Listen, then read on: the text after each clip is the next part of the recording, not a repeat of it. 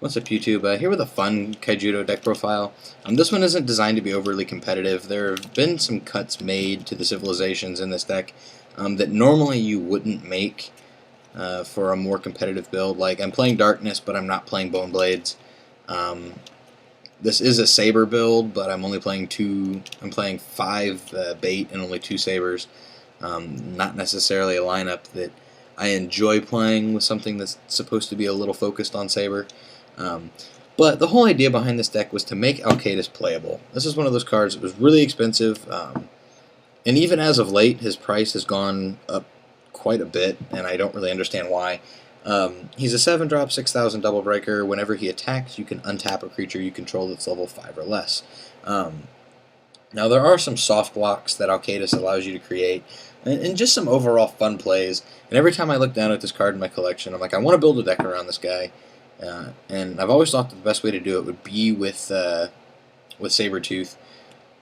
So finally, just being bored and not being able to sleep, I went ahead and made the deck around it.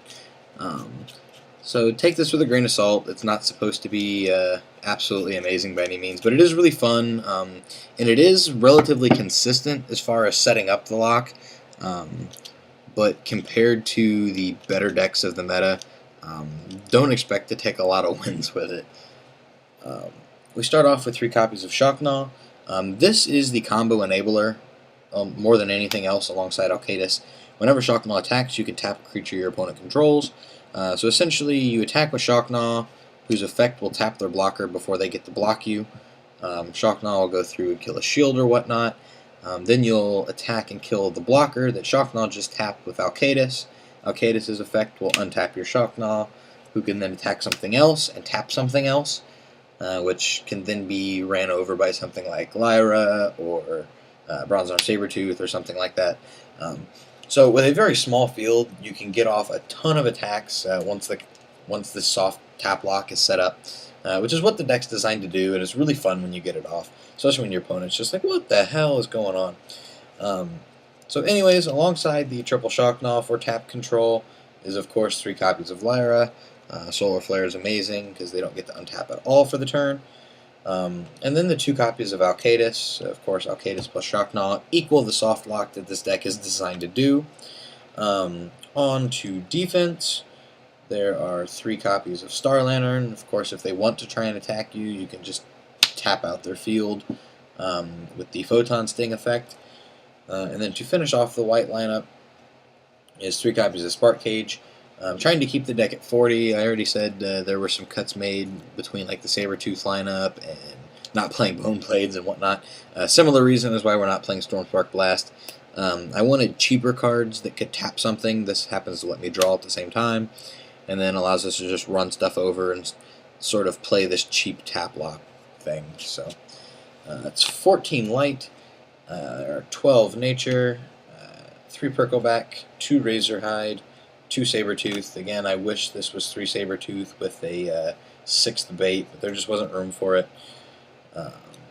3 Repinso and 2 Root Trap. And then finally for Darkness, I decided to play Darkness because I felt like aside from just playing Taplock, the deck needed to be able to kill things on a whim.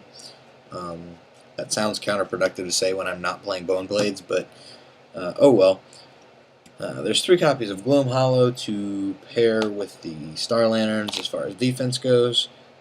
3 copies of Screeching Scarab Orbital to banish out Luxes and Umbras and whatnot, or other tiny Evo bait. Otherwise, just detaining blockers that otherwise we might not be able to tap out if we don't have access to Shockgnaw or Spark Cage. 3 copies of Hydra Medusa.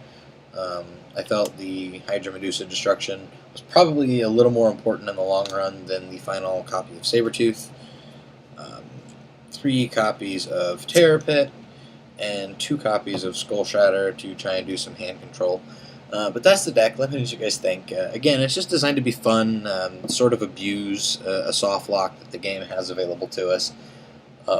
Maybe at some point in time in the future, Alcadeus could actually be a really good card. But it is what it is for now. I just wanted to have some fun with the deck. So, talk to you guys later. Peace out.